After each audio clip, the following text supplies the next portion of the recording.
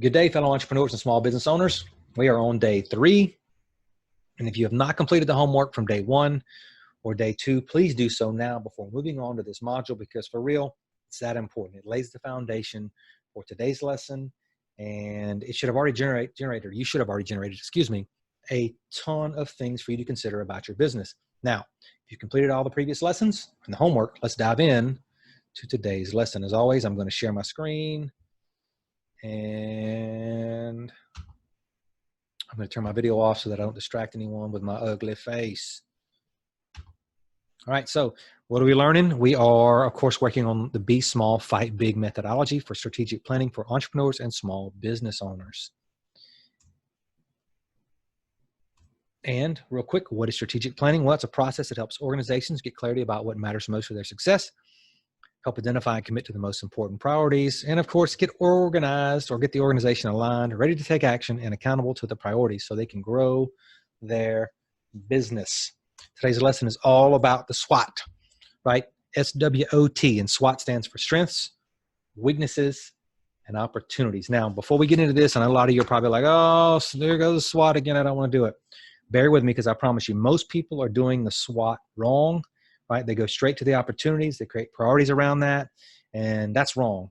That's actually not the way the original designers intended for SWOT to be used. So I'm going to teach you today some cool tips, and of course, how to use a SWOT properly to give you some ideas about potential strategies or potential strategic priorities so that you can grow your business. All right. So let's get to rocking right quick. So first, you want to create a list for each one of these. You want to create a list of strengths, a strength of weaknesses, strength of opportunities, and a list for, a strength. You want to create a list for strengths, weaknesses, opportunities, and a separate list for threats. You should have 4 separate lists for each of these.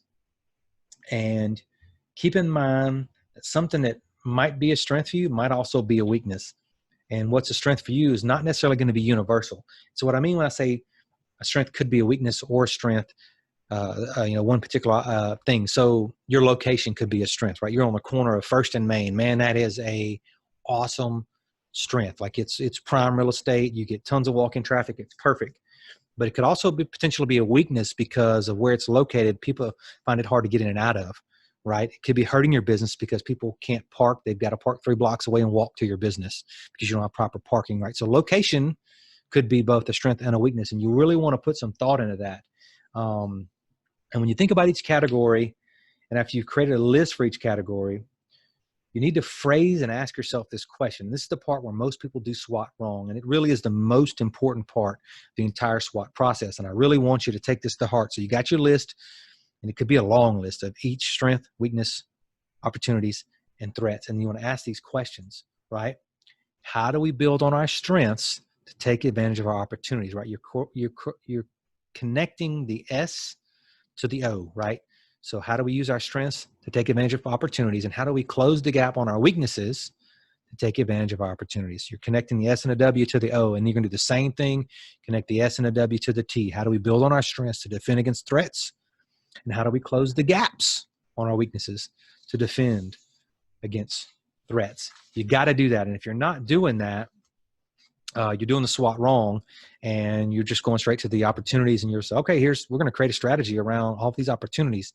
You got to shore up your weaknesses, and you've got to obviously build upon your strengths to figure out how we can go. So a SWOT's really just an exercise to get the juices flowing, get you some ideas coming out, and start being creative and thinking of things that are going on inside your business that you don't normally think about. Right now, here's some other things that you want to think about when we talk about SWOT. And it's key functions in these separate departments, right? So when you think about your SWOT, think of how they apply to your sales, to your marketing, your sourcing materials and supplies, right? To distribution and your size and scale. Maybe, when you say what's a weakness, what is my size? Is it really a weakness, or is it something that makes me, maybe I have some strengths there because I can be more agile. I can change my direction. I can change my mind without a lot of bureaucracy, right? And of course, sourcing key people. How are you hiring people? Is it a strength, a weakness, a threat, an opportunity? Your competitors taking your best people, right? So really start thinking about those 3 things. And briefly, I want to talk about Tracy's 3 principles. And it escapes me right now with a particular book that Tracy wrote, but I'm sure you can Amazon it, YouTube it, Google it. It's a fantastic book. And he talks about the 3 principles of any business. And this is kind of what you want to hang your hat on. You want to start thinking about, are you going to be operationally efficient? Meaning, say, like, think of the Walmarts of the world. Walmart um, is the value leader, right? They're all about low prices, and they couldn't give or pass on those low prices if they weren't super duper tight on their operations, right? If their operations get out of hand and the price to run their business goes up, then of course they have to pass that price on to the customer. And now they're no longer the value leader. They're a little more expensive because they didn't have their operations in place. So the Walmarts of the world, they're operationally efficient. Think of that. Now, when you talk about product innovation, we're talking about the Apples of the world. They don't care about price, right? They want to be cutting edge, doing the really cool stuff. That's your Apples. And doesn't just mean tech companies, it doesn't mean Samsung's, doesn't mean Apples. It could be any type of innovation. But if you're an innovator, those type of companies, they don't really care about the price. They'll pass on the price to the customer. They want to be cutting edge. And of course, customer knowledge and intimacy. Think small town, right? Do you know your customers by name and their buying habits when they come in, right? If you do, you can make suggestions to those customers and add-on sales, so things that you normally wouldn't have if you're the value leader or maybe the product innovator. And a bit of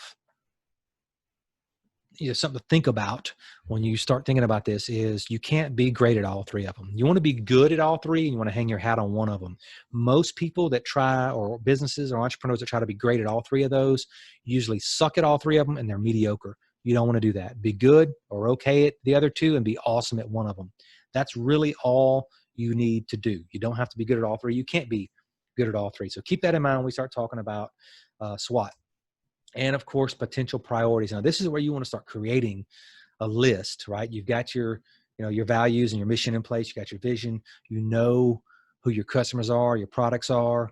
And now, of course, you start knowing what your SWOT is. And now I want you to create a list of 10 potential priorities. That's today's homework. After you got your SWOT list created, create a list of 10 potential priorities that you might use for your strategic plan for the upcoming year or for today. If you're in this pandemic like the rest of us, it's time to start changing some things, people. You want to start creating a list of things that you might work on. Don't worry about if they're legitimate.